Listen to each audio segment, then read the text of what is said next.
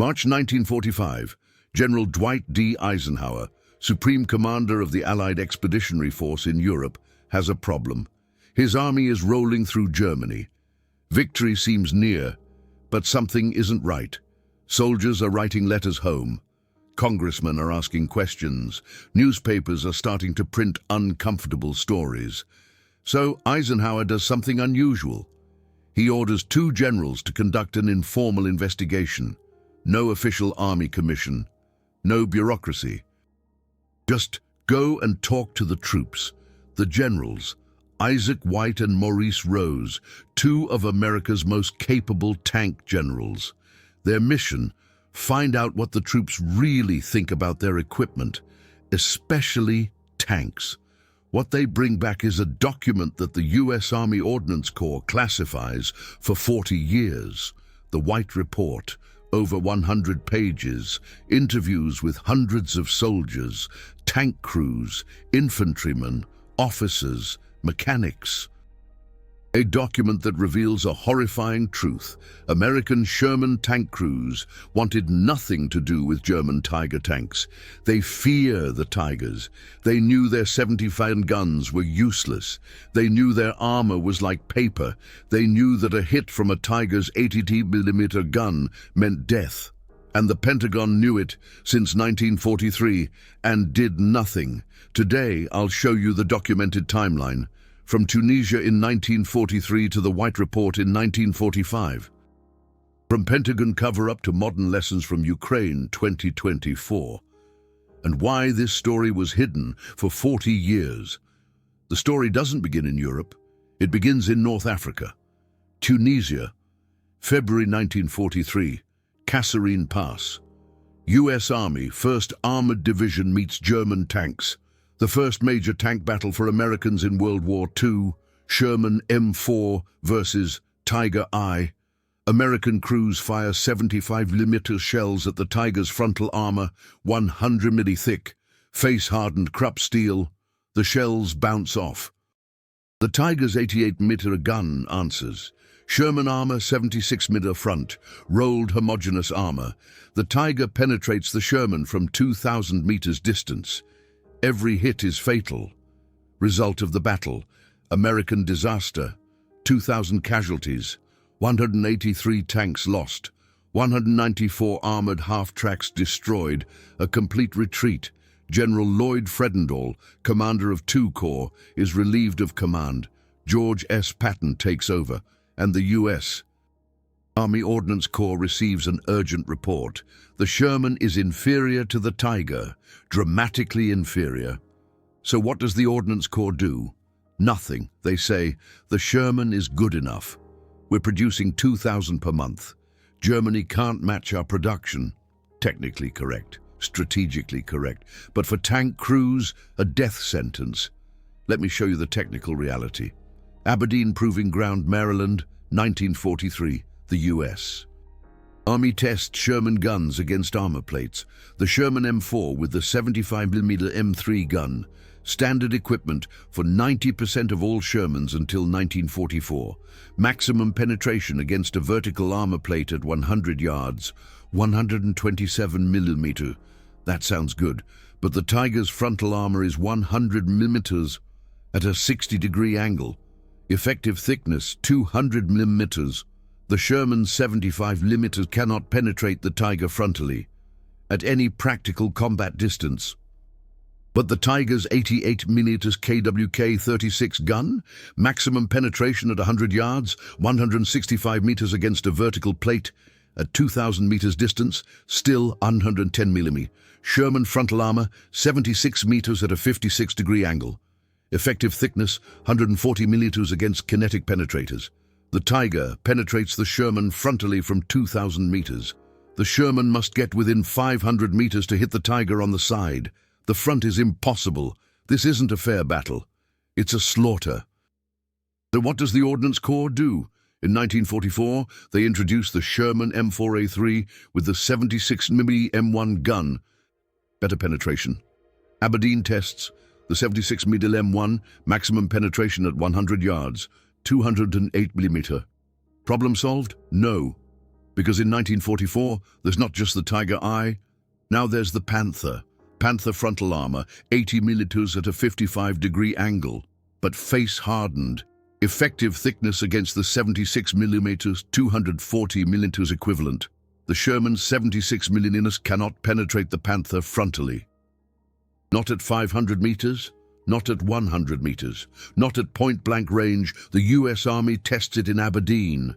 Fires 76 mm M62 armor-piercing shells at captured Panther frontal armor. Distance 100 yards.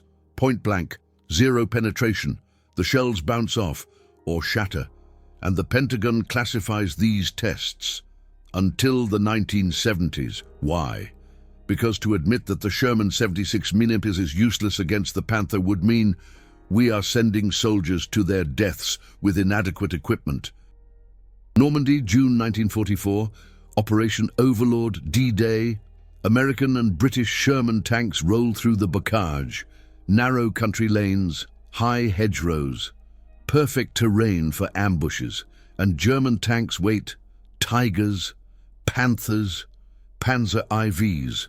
What happens is documented in combat reports, mostly classified until the 1980s. 3rd Armored Division, 232 Sherman tanks at the Normandy landings. By the end of the European campaign, 648 Shermans completely destroyed. Another 700 damaged and repaired. Loss rate 580%.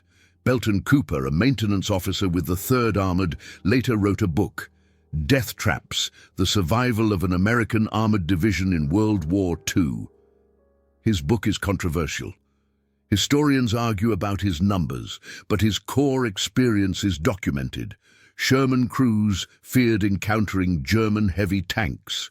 Why?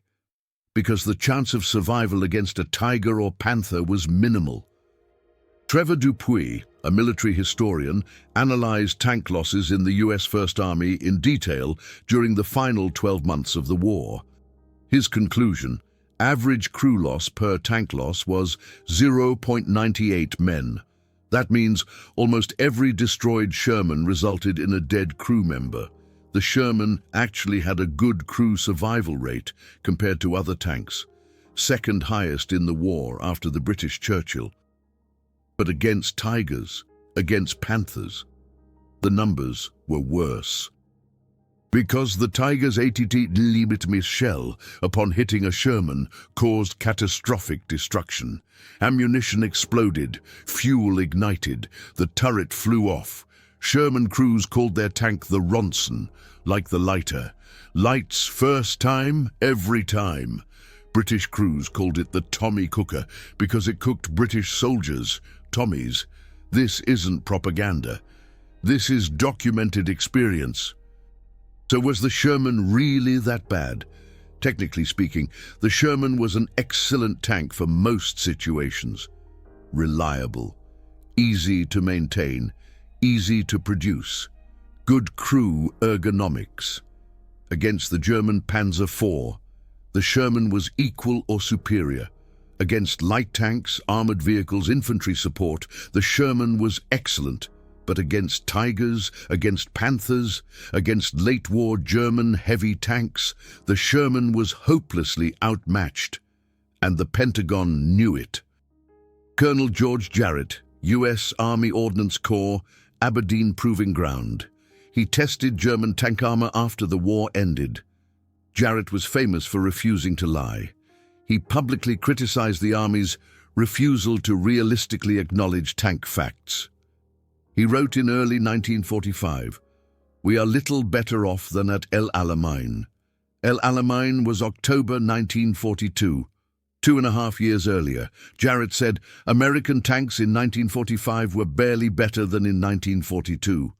That is damning criticism from their own Army Ordnance officer, and the Pentagon classified his reports. Then comes July 1944.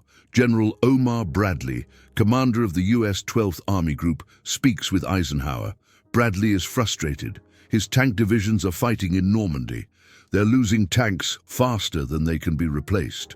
Bradley tells Eisenhower, and I quote, Ordnance told me this 76 millimeters would take care of anything the Germans had.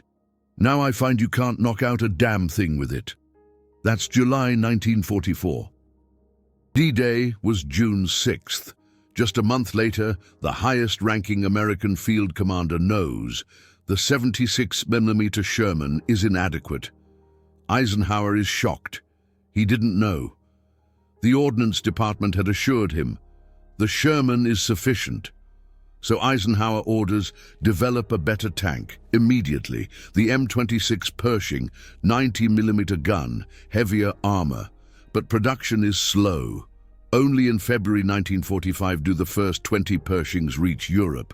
Too late for most of the fighting. Why so late? Because the Ordnance Department had been claiming since 1942, the Sherman is sufficient. We don't need a heavy tank. That decision cost lives, thousands of lives, and no one was held accountable. Back to March 1945. Generals White and Rose conduct their investigation. They speak with tank crews, hundreds of interviews, frontline soldiers. The consistent answer, we want more firepower. The White Report documents dozens of incidents. Sherman crews repeatedly fired on Panthers or Tiger IIs, no effect. The German tanks simply turned and destroyed the Shermans with a single shot. One soldier described, "We hit a Panther 5 times head-on. Nothing happened. It turned and fired once. Our tank exploded. 3 crew members died instantly." Another, "A Tiger II can hold up a dozen Shermans. We have to go around it, hit it from the side. But if the terrain doesn't allow that, we're dead." White and Rose documented over 100 pages, detailed accounts, technical descriptions, soldier testimonies. They hand the report to Eisenhower. March 1945. Eisenhower reads it. He is appalled. He had no idea how bad the situation was. The Ordnance Department had assured him everything is under control. Eisenhower orders immediate changes, but the war ends in May 1945, too late for most soldiers. And then the Pentagon classifies the White Report, not for 5 years, not for 10 years, 40 years.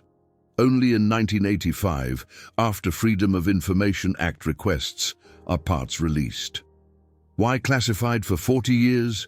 Because the White Report proves the Pentagon knew since Tunisia in 1943 that the Sherman was inadequate against the Tiger. They made minimal improvements. They delayed the M26 Pershing. They sent soldiers into battle in inadequate tanks against superior German machines. Admitting that would be politically catastrophic, so they classified it. But documents don't lie, and today they are available. The White Report is just one example. There are more, much more. Aberdeen Proving Ground Test Reports, Ordnance Department evaluations, Eisenhower's correspondence, Bradley's war diaries. They all tell the same story. The Sherman was inadequate against heavy German tanks. The Pentagon knew it. They didn't do enough, and soldiers paid the price. But here is what is really shocking. The lessons from Sherman versus Tiger apply today. Ukraine 2024 proves it. Russian T-72 and T-90 tanks, technically superior in some aspects, larger guns, thicker armor. Ukrainian tanks, Leopard 1, an old design, less armor, but Ukrainian tanks are winning. Why? Because supportability is more important than raw firepower. The Leopard 1 is easy to maintain. Spare parts are available. Quick repairs. NATO support. Russian tanks. Complicated. Spare parts scarce. Long repair times. The same lesson as the Sherman. The Sherman didn't win because it was better. The Sherman won because America produced 50,000. Germany produced 1,300 Tigers. Quantity has its own quality. But for individual crews, the lesson is brutal. If you're fighting in an inferior tank against a superior enemy, your chance of survival is minimal. The Pentagon learned this lesson in 1943, ignored it until 1945. classified the evidence for 40 years. But the truth can't be hidden forever. Today, we know, and we must ensure it never happens again. But there's more to the story. Something the White Report only hinted at. Something the Pentagon wanted to hide even deeper. Because Sherman versus Tiger wasn't just a technical problem, it was a political disaster, with consequences that reach to this day. The political disaster began with one man, General Leslie McNair. McNair was the chief of Army ground forces from 1942 to 1944. He controlled tank development and doctrine, and McNair hated heavy tanks. Why?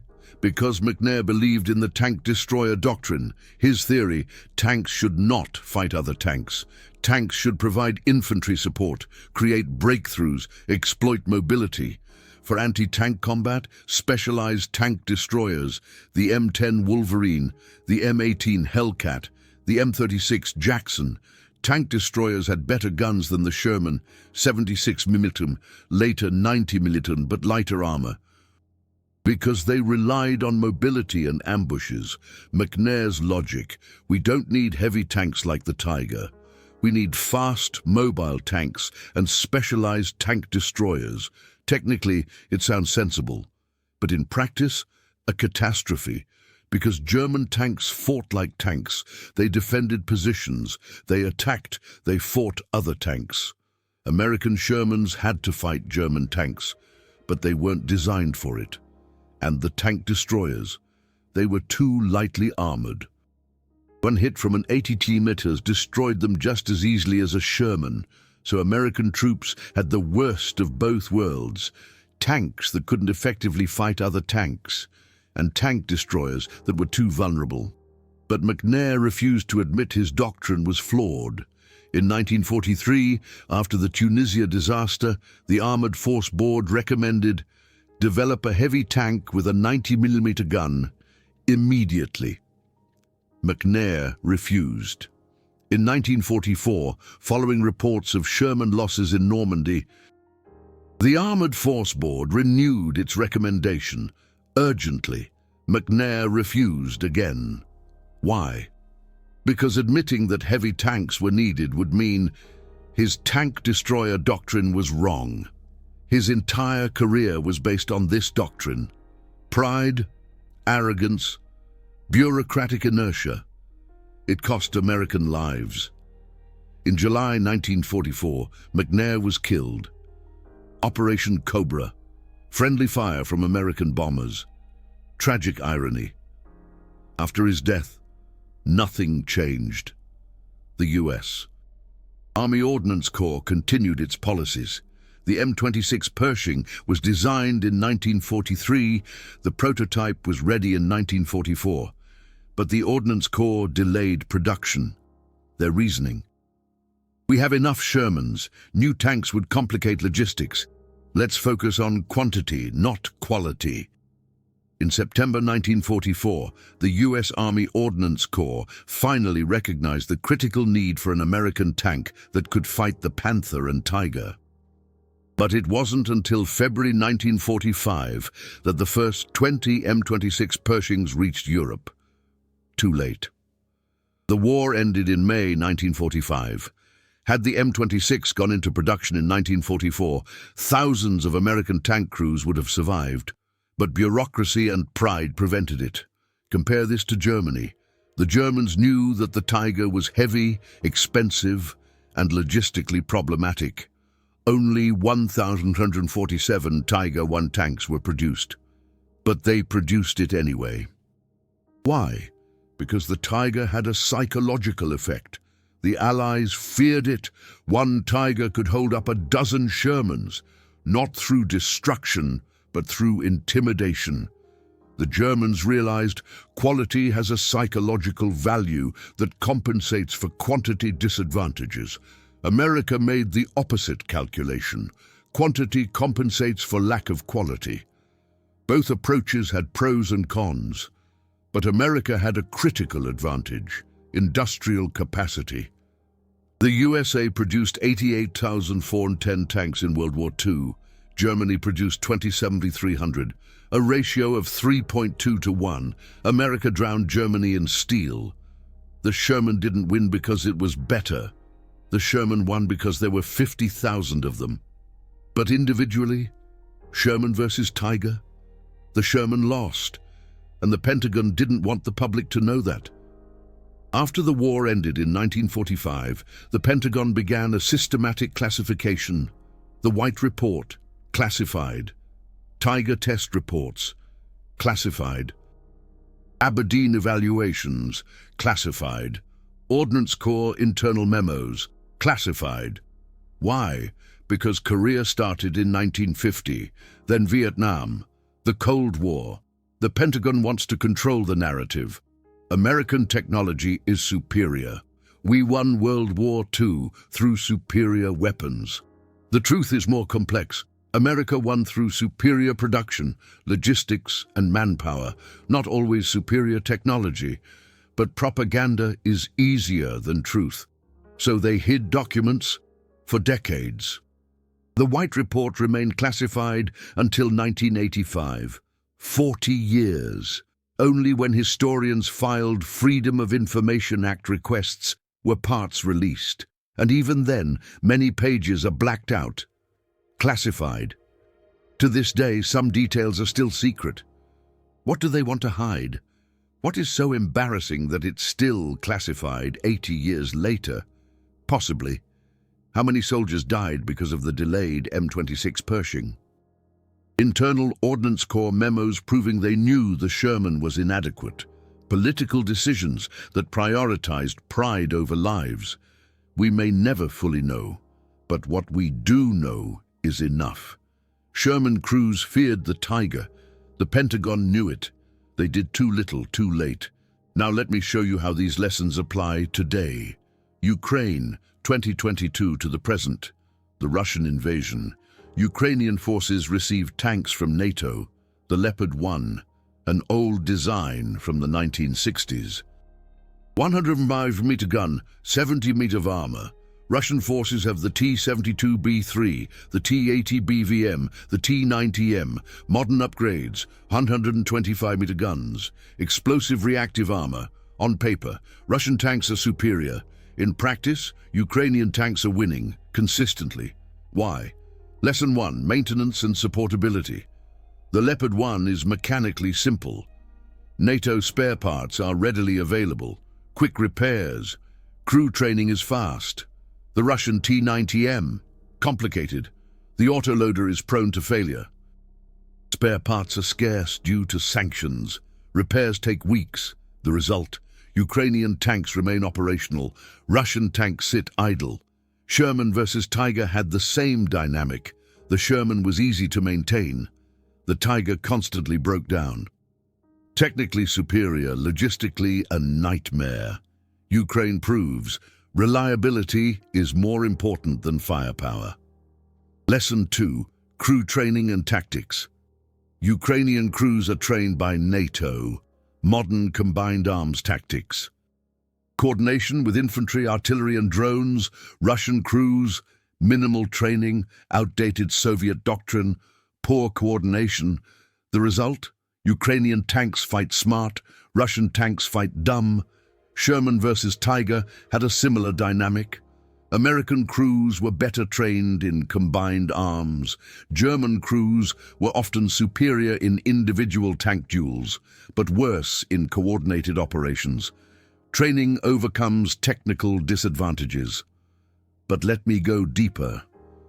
Because the Sherman versus Tiger story has even more to teach.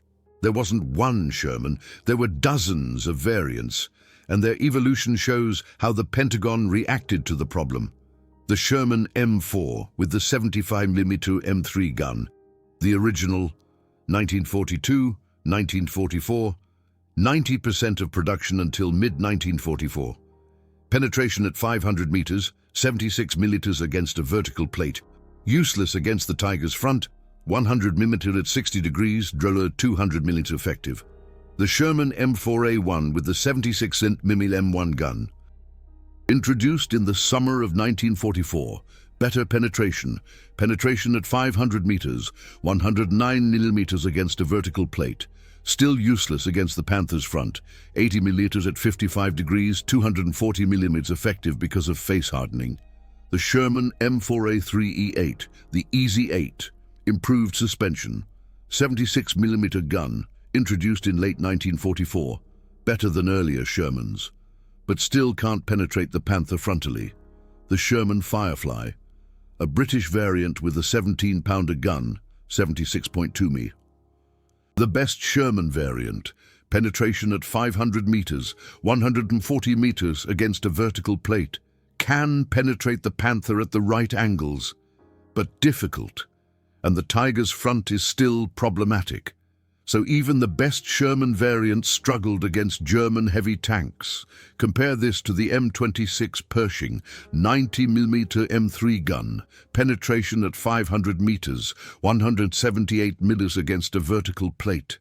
Penetrates the Panther's front consistently, the Tiger's front even at sloped angles. The Pershing was what the Sherman should have been, but it came too late. Here's what makes me angry. M26 Pershing development began in 1942. The T-26 prototype was ready in September 1943. Army ground forces tested it. The Armored Board recommended put it into production. Immediately, General McNair refused. His reasoning, too heavy, too slow, not necessary. Then in March 1944, after reports from Italy detailing Sherman losses against German tanks, the Armored Board renewed its recommendation urgently. McNair refused again, May 1944, shortly before D-Day. The last chance to get the M26 into production in time for Normandy. McNair refused again. In July 1944, McNair is killed. August 1944, after his death, the U.S. Army Ordnance Corps finally approved M26 production, but at a low priority.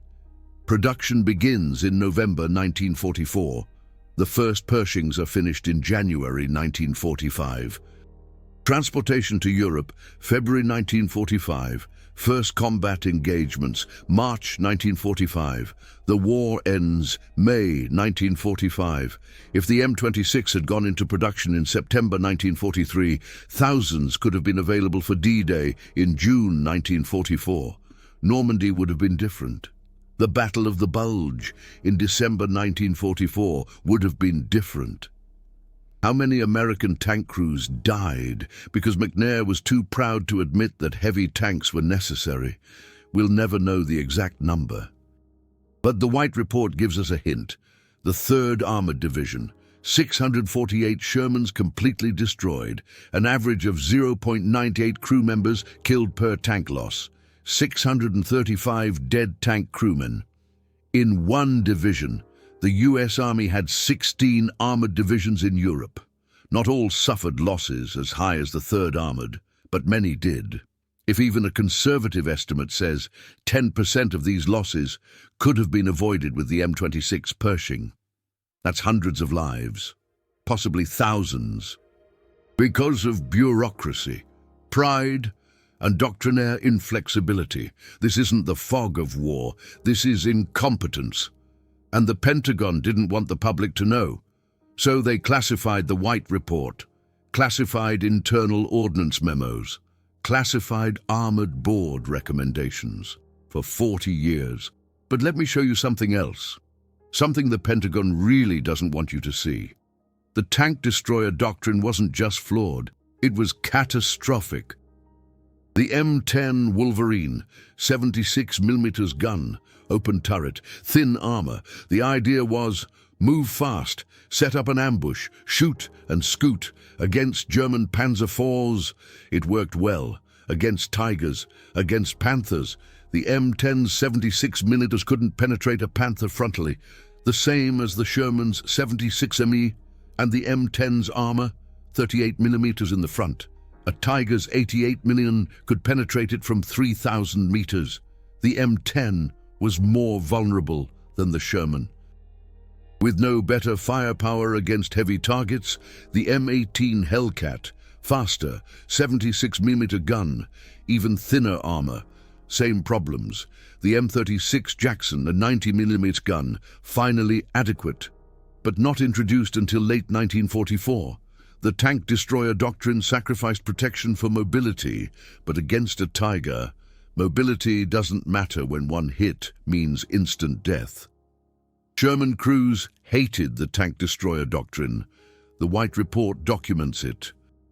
One sergeant said, "They gave us tank destroyers and said they fight tanks. But tank destroyers die just as fast as we do. So who's fighting the tanks? Nobody." Another, "The M10 can't fight a Panther frontally. The Sherman can't fight a Panther frontally. We need both of them together, and even then we only win if we can outflank it." McNair's doctrine failed completely, but he never admitted it. And after his death, the U.S. Army Ordnance Corps continued down its course, because admitting the doctrine was wrong would mean the entire tank development strategy since 1942 was a mistake. Bureaucracy protects itself, even if soldiers die for it. Lesson 3. Quantity matters. NATO is supplying hundreds of tanks to Ukraine. Leopard 1s, Leopard 2s, M1 Abrams, Challenger 2s. Russia is losing tanks faster than they can produce them.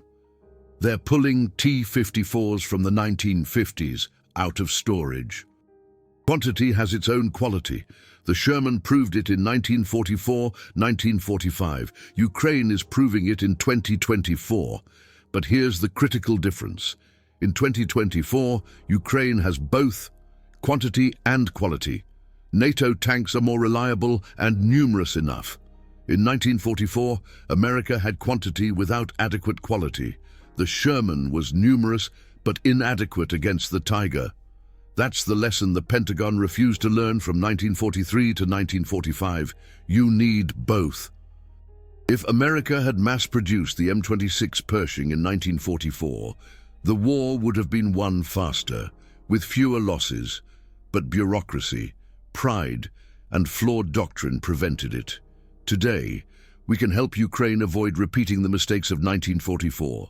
Supply the best available equipment, quickly, in sufficient quantity. Don't wait until it's too late. Because as Sherman crews learned in 1944, fighting in inadequate equipment against a superior enemy isn't just difficult. It's lethal. And nobody should have to go through that. The White Report of 1945 was a warning. The Pentagon ignored it, classified it, hid it. But today, we have access. We can read the documents. We can learn the truth. The question is, will we? Or will we repeat the same mistakes? The Pentagon classified the White Report for 40 years, but time exposes all lies. Today, we know. Sherman crews feared the Tiger. With good reason. Their weapons were inadequate. Their armor was weak. Their chance of survival against a Tiger was minimal, and the Pentagon knew it since 1943 and did too little. That's the documented truth, in declassified reports, in soldiers' testimonies, in technical evaluations. You can verify it yourself. At the National Archives through Freedom of Information Act requests. In historical publications, the truth is available for those who seek it. If you enjoyed this video and want to see more of this kind of documented military truth, consider using Super Thanks. It helps me fund access to declassified archives and historical documents. And now, a question for you. What do you think? Was delaying the M26 Pershing a crime, or a necessary decision under wartime conditions? Should the Pentagon have declassified the White Report in 1945 immediately, or was the classification justified? And the most important question, are we learning from history, or are we repeating the same mistakes in Ukraine? Write your opinion in the comments. I read every single one. And if you want to know what other Pentagon classified reports about WW2 equipment exist, write it in the comments. The next video might be about just that. Sherman crews feared the tiger. The Pentagon knew it. The White Report proved it, hidden for 40 years, now revealed. And you know the truth now too.